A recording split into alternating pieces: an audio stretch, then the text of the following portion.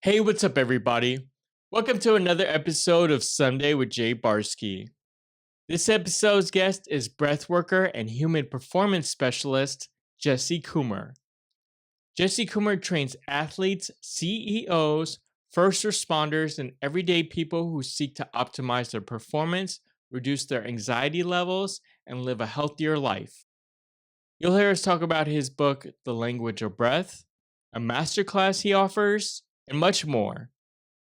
But before I begin this episode, I want to apologize for a technical difficulty that I had.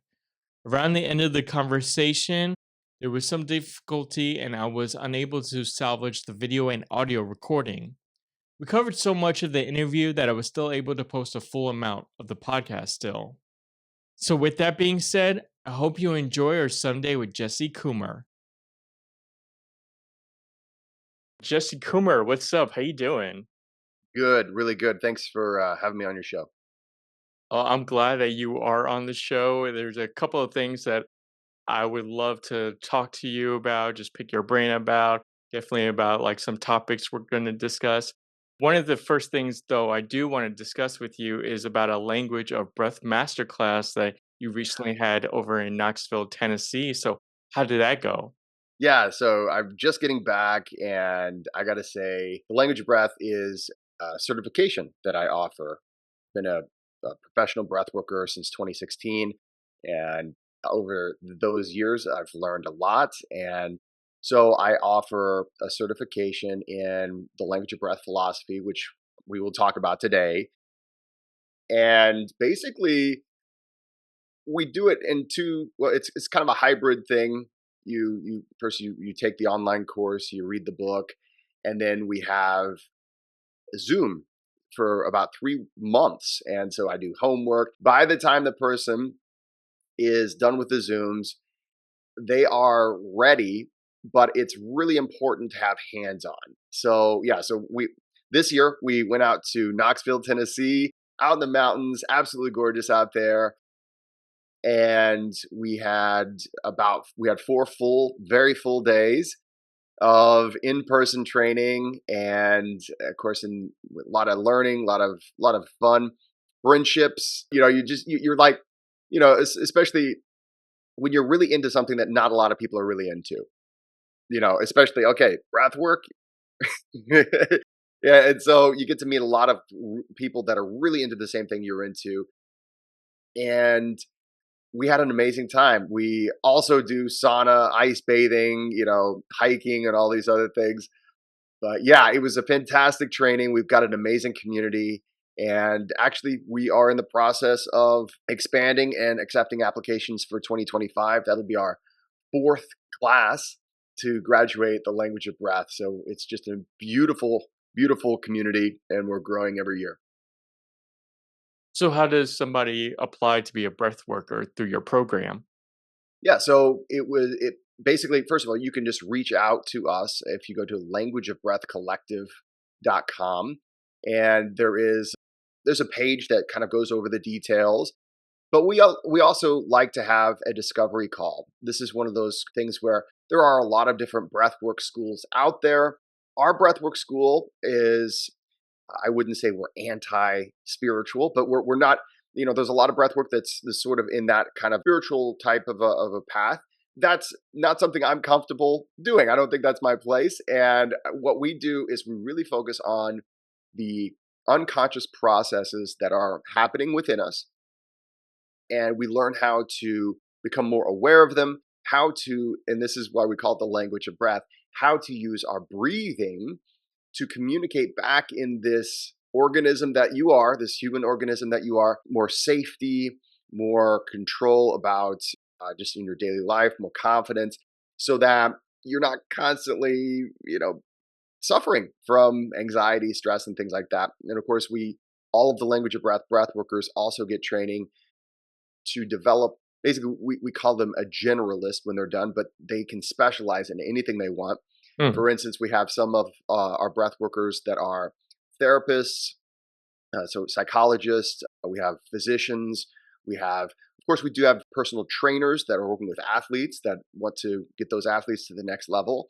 So It's a incredibly full training that focuses on the entire human organism. It's not just one or two breathing techniques. It's literally how our breathing interfaces with our unconscious processes and how to get the most out of this life that we have. How long is the training for? So we start in April, and that's our by April, we expect that a person has read the book and completed the online course. If you haven't, it's not the end of the world, but ideally that's, we have a prerequisite for the actual training. What that does is it gets you up to the level of a practitioner, right? So you're Mm. at least practicing language of breath work, your basic understanding of the philosophy of training that we have. And then from there, in April, we get together pretty much every week. We try to meet on Saturdays on Zoom whenever people can make it. Of course, we have people from all around the world. We had a woman from Australia in this last cohort, and we were meeting at 2 in the afternoon, East Coast time, but she was there at 4 a.m. because she Mhm. was in Australia. So, I mean, gold star student of, student of top level student there. And actually, she's a fantastic breath worker. Melanie Bryony, if you are in Australia, she's fantastic. She does fitness with women that are menopausal and postmenopausal. That's her main focus. She does Mhm. athletic training, but she's applied the language of breath, philosophy of breath work to that particular audience. And the thing is, what I really don't want is a bunch of Jesse Coomer clones. You know, I want people to. The thing is, breath is something that can help every single person as long as you breathe. Right, you can Mhm. be helped. And so I know that I can't reach every community, and I'm not the right person for every single person out there, and that's what's so important. A lot of times, actually, of course, I did all the certifications whenever I was early on in my career, and most of them are like, okay, this is how you do it. You step 1, 2, 3, and 4. This is how you teach this style, and this is how we do that. There's a lot of structure, and this is how you teach these different exercises. And but when it comes down to it, much of our training is also how do you create your own business, and how do you create your own programming for your specific audience that maybe I've never worked with, but you have understanding of. And now with the understanding of breath, not just breath, but also the psychology and physiology of how it all works. Now you can start to go your own path and help your specific audience, an audience that maybe I never would have even thought of. And so that's why we have so many different people from different walks of life. But yeah, we start in April. We get it. We do pretty much weekly until we get to June or July. And then we do our in person, which is about a week. It's 4 full days. Sometimes we've talked about maybe adding a fifth day. There's just so much to cover. And, and not to mention, it's a lot of fun too. It's not just, schoolwork. It's, we also set a person up for success. So we make it so that by the time you're done, you have a digital library that you're going to use as a coach. All the stuff that I wish someone would have told me. Mhm. We make sure that you have professional photographs of all these different things that. So when you go out and you're marketing and you're saying, "Hey, I can help this audience," right? That's the thing. The beauty is you can do a lot of good in the world and make a living doing it. Mhm. It doesn't have to be these two different things where it's, oh, well, I want to do good, but you can do that if you have the right education and the right guidance. And so we try to push a great ethical approach to offering programs, how you can make a promise without making over promises. There's so much of that in the world of breath work these days. And so we work really hard. And then once you certify, you're not done. After the certification, you belong to our group, the Language of Breath Collective, and we have professional development and coaching, and we meet up just to kind of help a person as they go through. So it starts in April. It sort of finishes in July, but it never really ends. It's as long as you want to stay in the Language of Breath Collective, you can. And that's because we believe learning should be a lifelong thing and that we're never really done doing it. Well, you mentioned two things that I like practicing or using is like the use of a sauna and also ice baths. So, what's the Yeah. reason for including those in the training? Well, those are not technically part of the trainings. Those are part of those are the fringe benefits. Those are Okay. things that we like to do. Now, I this year we did an extra training. So if you enroll in the language of breath, I do teach a person how to use ice bath in cold plunge in a workshop or retreat. This is a modality that a lot of people associate with breath work, and it is a modality that can be made easier if you understand how breathing works and you understand really what ice bathing is all about. Later this month, I'm actually coming out with my newest book called A Practical Guide to Cold Training. And this is something that I explain in there, but I'd love to share it with your audience. Ultimately, we have a lot of myths as far as what cold training can do. And yes, there are some data that points to it improves immune system, but there's a and then it is also very good for inflammation. So those are things that I think the vast majority of the data points to. I do think the biological and physiological benefits of ice bathing, just like so many things, I still see in breath work people saying, in just one session we will undo years of trauma, a lifetime. I mean, I see these crazy over the top promises, and it gives these modalities a bad name. People are like, Mhm. how can you make these claims?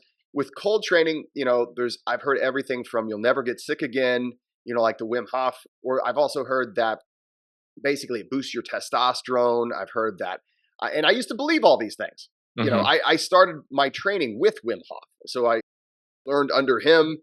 He was my first teacher as I came through, and over the years, the reality is that you still catch colds. It doesn't boost your testosterone. There are a lot of things that we have sort of over promised. And so in this book, I bring a lot of sanity to it. But when it comes to language of breath, Breathworker School, and why we use cold, it is primarily to work with this inner relationship that we have. And so Mhm. this is the big thing that like kind of the really the foundation of the language of breath is that you are a conscious and unconscious organism that 95% of your brain activity is unconscious processes that are we say they're running in the background, but they dictate what you think about, how you feel about those things, how you perceive the world around you, how you interact with other people. I mean, it's not just background stuff. This Mhm. is literally it is more of you than what we believe to be the conscious you. And so, one of the big things that it will do is it's always going to try to protect you from danger. And when this happens, so whenever it perceives danger, it's a great opportunity to learn how to speak back into that relationship, safety, if it's appropriate. Maybe you're really getting chased after by a bear. Actually, in Knoxville, we had a couple bears. They were just the harmless little fuzzy black bears. They were nice Mhm. bears, but we actually did see a few bears. But, if you're actually getting chased after by a bear, okay, you're not going to breathe back into that relationship. No, let's stay calm. But if you are at work and you are getting yelled at by your boss, that unconscious you, it goes with this old game plan that all of humanity we don't realize we have, but the unconscious you still plays by the old game plan. And that is this: you are an organism of action, and that's going to be physical action. So if you're in a stressful situation, what that feeling of stress actually is energy.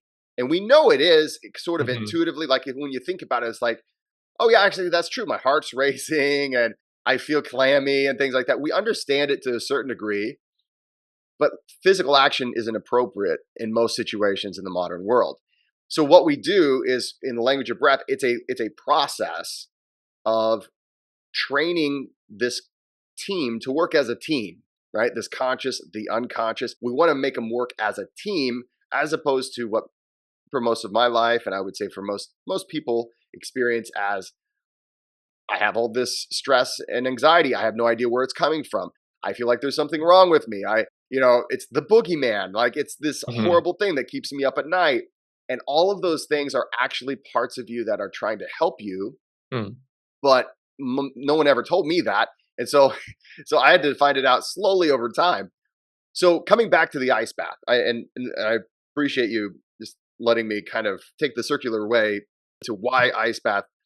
Well, for language of breath, it's not because it's going to cure, all the diseases or it's going to make you live forever or you're not going to have colds again or whatever. Yeah, there are biological benefits, and those are in my book. But for language of breath, it is an opportunity to put yourself into a situation where the unconscious you is going to do everything that it can to make you take action and get out of there, right? It's a lethal force that, if experienced in a short dose, is safe. So, what we do is we say, okay, we like in our workshops and our retreats, we will teach you how to speak calm back into the unconscious, back to that team that is you. Mm. And then we'll put you in a situation where all the alarm bells are going to go off, and Mhm. you can start to experience and practice this in a safe environment, rather than saying, okay, now here's the lions, now run, and then try to, no, this is a safe environment. We can start to breathe back some safety. And I started using this. Of course, I went through all the phases of breath work and cold exposure back in the day. I thought it would, keep you from ever getting sick or whatever. I believed all the hype that you hear on the internet, Mhm. until I got sick, and I was like, oh, I wonder what that's all about. But the thing that I I started to do, I started working with police and firefighters, first responders in 2021. And one of the things that we really found to be effective is, okay, we're literally asking you to go make decisions in life-threatening situations every single day. That's your office is the most dangerous place, that can be. And we want you to make really good decisions under those conditions. Now, we know from decades of research, those two things don't go together. When the when you're unsafe, when you're literally unsafe, when you're under threat, again, the unconscious will give you energy. It's going to make physiological changes, and one of those physiological changes is that your prefrontal cortex or your executive function, it reduces. So you're more likely to make risky decisions. You're more likely to make antisocial decisions, and you're more likely just to make bad decisions. And Mhm. so we say, hey, we have a whole class of people we put in the worst possible situations, and we say, go make the best decisions, and then we're going to judge that decision later on. When we talk about it, when we see something happen where you made a bad decision. And so what I was tasked to do is like, Jesse, we need to learn how we need to develop something for these first responders so that they can make better decisions under stress. But in addition to that, we have a epidemic in this country, in the United States, of suicide and burnout. So police officers and firefighters are more likely to commit suicide than they are to be killed in the line of duty. Mm. And they have a huge rate of burnout, and there's all kinds of depression. And ultimately, what we see is an unregulated nervous system. We see a person who has chronically what we call hypervigilance. So we put them in these situations, and they have no practical method of ever feeling safe. And I've worked with these people for so long now, and let me tell you, it's when you really get into this group, it is, and they trust you, because that's not easy to do. But whenever they do trust you, they will tell you. And it's a lot of people in the first responder world feel as though they're living a completely different life than the rest of the world, the civilian population. So I started using ice bathing with this group because it allowed us to put them into a very life-threatening situation. Technically, right? We're Mhm. always thinking we can pull them out any second. It's not like I'm waiting for them to turn blue, but we were able to say, okay, here's a great way for us to practice with this stress response. And so here's the techniques. Let's learn it when we're dry and not freezing to death. And then, okay, let's put you in an ice bath. And so what happened is over time, we developed a program called Breathwork Tactics. So myself and a former police chief, he and I, he actually certified with me in the language of breath, and then we started working on this project together. Hmm. And what happened was, it was very successful. And it's a difficult thing to get into government, but we have been successful in getting it into the Indianapolis Police Academy. Oh, So nice. every single person that goes through the Indianapolis Police Academy now learns these techniques, learns about their nervous system, learns about, hey, it's going to feel this way, but that's not always necessarily an objective measurement of reality. Here's a methodology to train this part of yourself so that stress response isn't such a you know decision making you know killer, right? We don't want a person making bad decisions under stress. We also don't want them to become depressed, burn out, and suicidal. And so we've seen really great results over the past. I think we started. Let's see, we started in the Indianapolis Police Academy in 2022. I think, man, time flies. And so now, what I do also for first responders, I have a train the trainer program that I will certify because I can't be everywhere. And so my biggest mission is bringing bringing rationality to things. I'm my background is I was an English professor, so I was a college professor for 11 years, and my focus was, even though I did teach some literature a little bit, but my my focus was research and rhetoric. So ultimately, how to find out what the research really says, and then how to explain it to an audience so that they understand it well. And so my goal is to bring breath work that actually works, that you can rely on, that's founded in science. And it's not necessarily boring. I mean, it's absolutely beautiful and amazing, but it's something that, you can be someone who's spiritual, you can be religious, you can be non spiritual or religious or whatever. As long as you breathe, this is what's actually happening, right? We understand it, at least to this point, physiologically, psychologically. We understand how it interfaces with these systems, and I can give it to you, and you can apply it. So that is why we teach it in the language of breathworker program. But the reason why we had sauna is because we just like sauna, right? It's You gotta kind of relax now and then. Yeah. And I hit people pretty hard. We have 4 days right now, and we're thinking about adding a fifth, and we have a morning session and an afternoon session. By 4 o'clock, we say, okay, that's it. Go relax, please. Hmm. No more school. And we want people to have a great time because that's going to enhance your learning as well. And we want people to be able to have time to relax, socialize. And one of the beauties behind the Language of Breath Collective is that people tend to make such good friends that they also start saying, oh, hey, you know what? Why don't we work together? Because I'm new to, we're new at this. Maybe if we work together, we can start getting some better experience. We can start, we'll at least have someone to rely on if, well, I kind of forgot the next part. So it's a great way to network while also having a great time and feeling great. The first time, I think last year is when I took my first ice bath, and it was like just simple 3 minutes. And I was like so scared of doing it just because I didn't really do much research on it. I just know like there's benefits of doing it. Yeah. And I was just afraid that like, I don't know, like I'll go into shock or something, or my like inside something will happen that will like something will like bad will happen. So just how my anxiety or like went with that. Yep. And then when I knocked it out and did the 3 minutes, I was like, oh, I was like, I can do 5 minutes. And I ended up like keep on practicing. But it kind of like just that one practice kind of triggered like it was just like fear in me that like, okay, like it was just in my head that it's not as bad as it seems, and it's just not with the ice bath, but just anything that I have in mind that like not everything's as bad as it seems. Yes. Yes. I would say the hardest part of cold training is the psychological aspect of it. Mhm. I've been doing it now for 12 years, and I still am like, do I really need to do it today? Maybe I can skip today.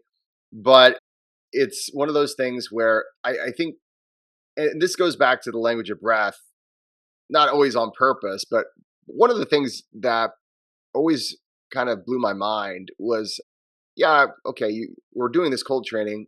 What for? Why are we doing this? And Mhm. I myself have always been a ruminator, so always been an overthinker.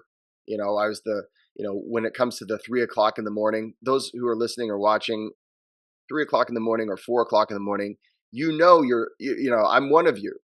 That's when we wake up and we think of the things we should have done or wish we never would have done.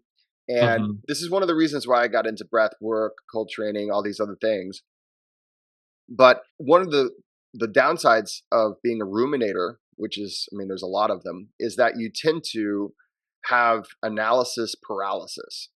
You tend to have a difficult time making decisions because there's so many different decisions you could make, so many things you could do. I just don't know which one I want to do or what I'm not sure what I should do. And then there's this whole threshold of, okay, now I do need to commit to something. And that was always a struggle for me. And Mhm.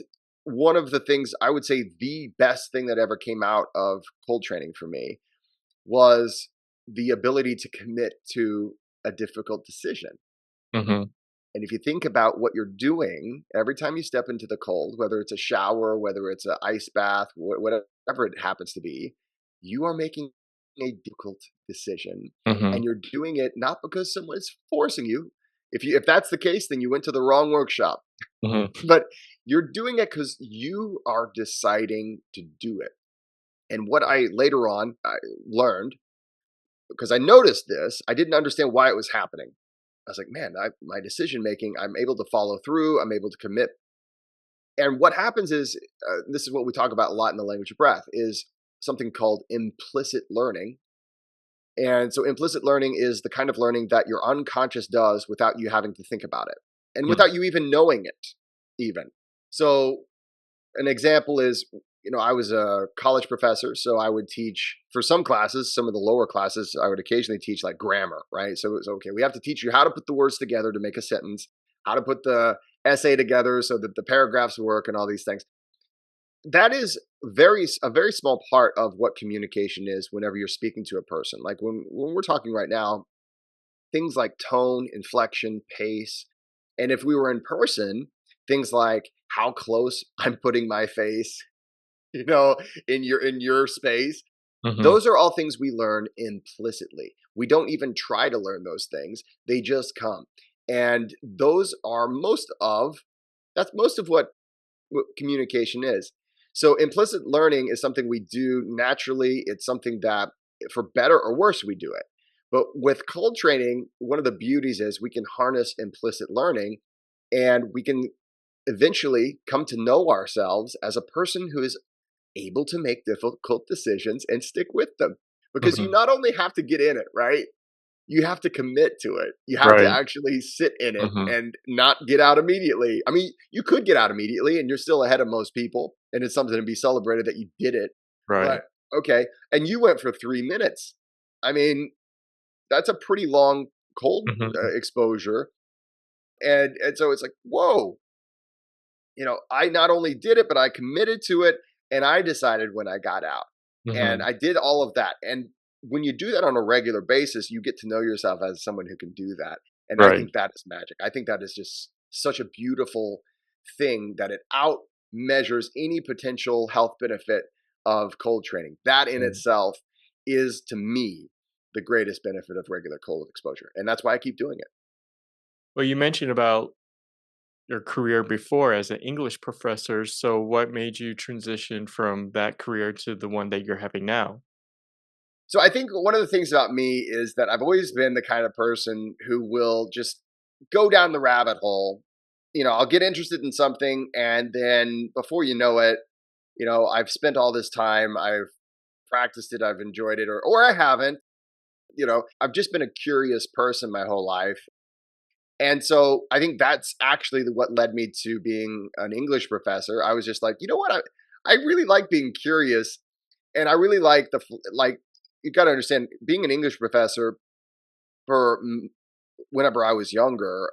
a lot of it had to do with enjoying the philosophy and enjoying anthropology. It's all part of literature. And then I started getting into rhetoric and the philosophy behind rhetoric. And I just really enjoyed that. I think whenever you love something, at least for me, I like teaching it. As soon as I fall in love with something enough, I'm like, everyone needs to know this thing. Hmm. And you talk about a nerd. I mean, everyone hates the English professor, right? So I mean, I will admit I was teaching things that maybe might be a bit dry, but I enjoyed them.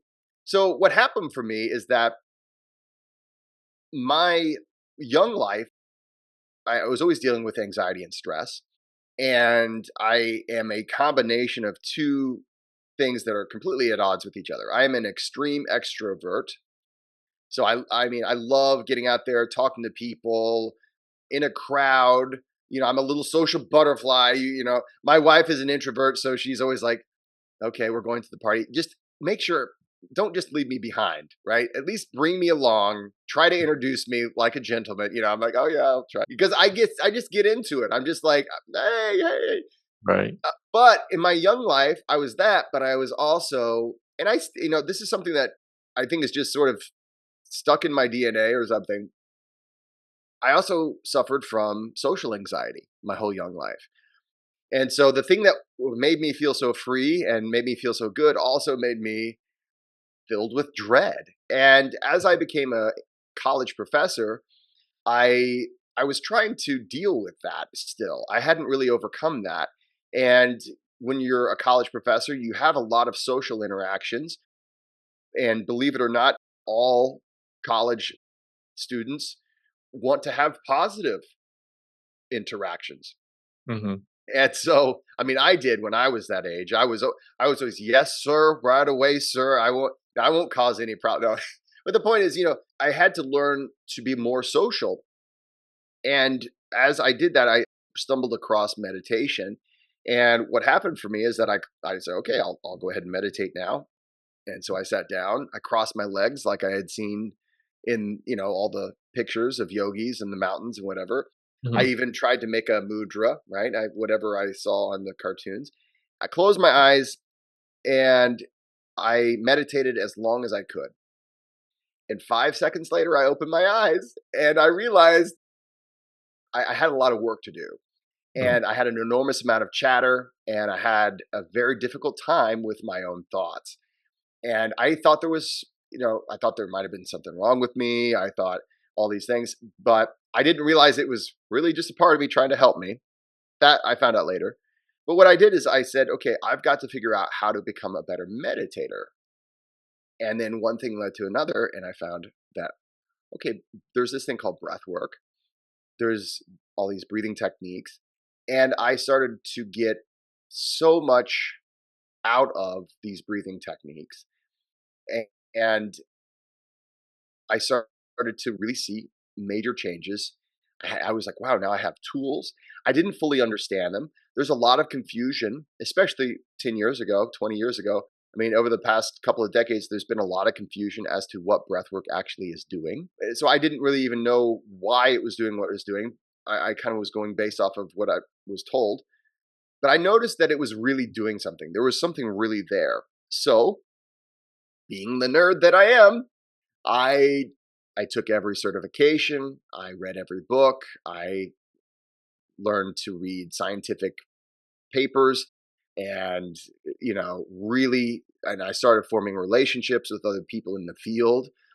And just like anything else that I get really into, I said, man, I just need to share this.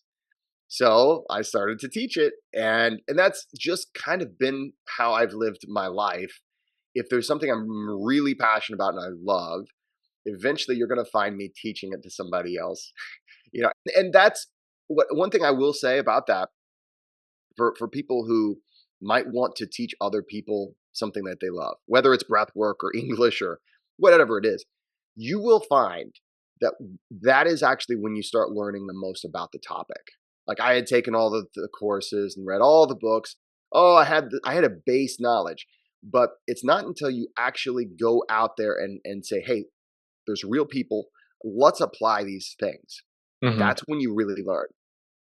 And that's what you know, I want to try to help my students in the Language of Breath Breathworker program benefit from my experience.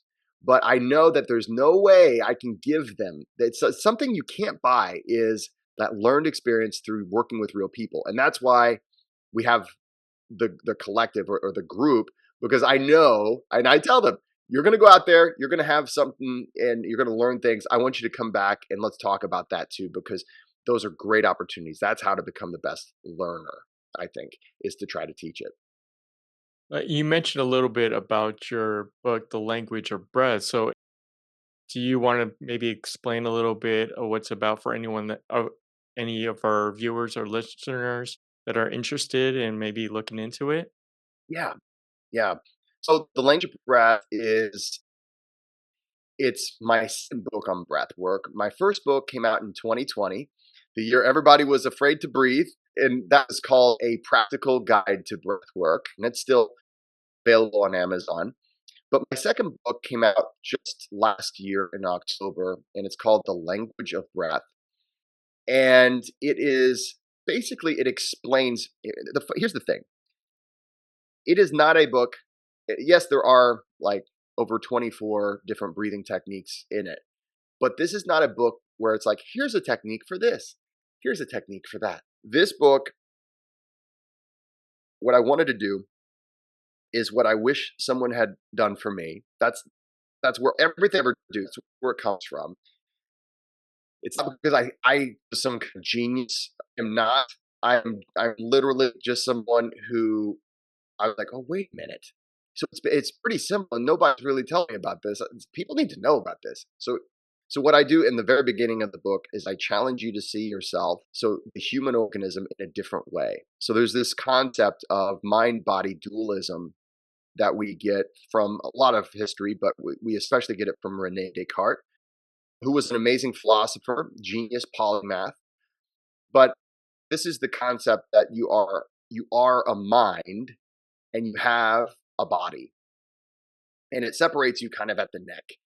And the thing is, this only works if you believe what Rene Descartes believed, and that is the mind is different from the body because the body can be broken up into parts.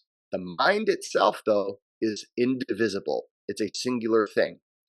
Now, we know now that that is not true. We know that we have a conscious experience and an unconscious experience, and that merges together to form what we believe is this singular experience.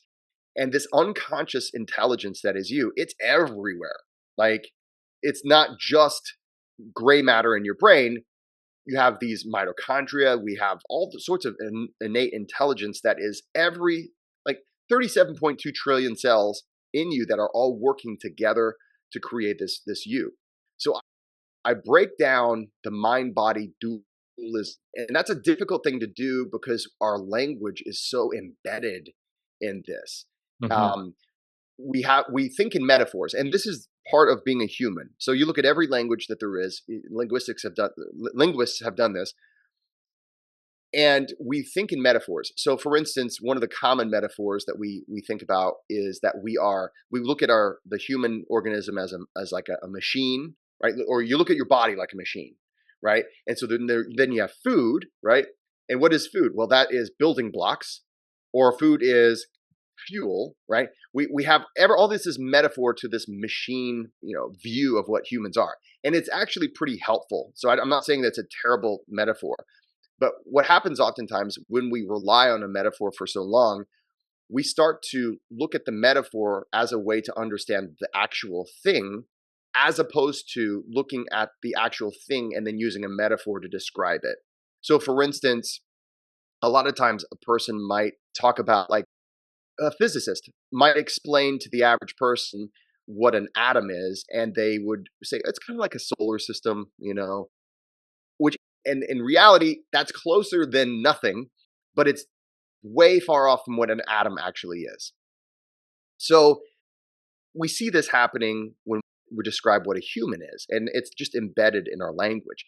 So the first part of the book, I explain to you why that's something we need to move past, and we need to look at ourselves more as a relationship, a conscious unconscious relationship, And once you start doing it that way, things just start making more sense. Your lived experience starts to make a lot more sense when you understand what's actually happening, these conscious and unconscious processes that are making up your lived experience.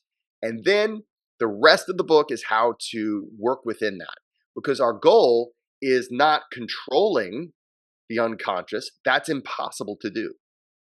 The goal is to work as a team so that you can start to depend on yourself as opposed to constantly trying to white knuckle, all of life and, grit your teeth and bear it. That I'm not interested in that. And I don't think people really have to be that way.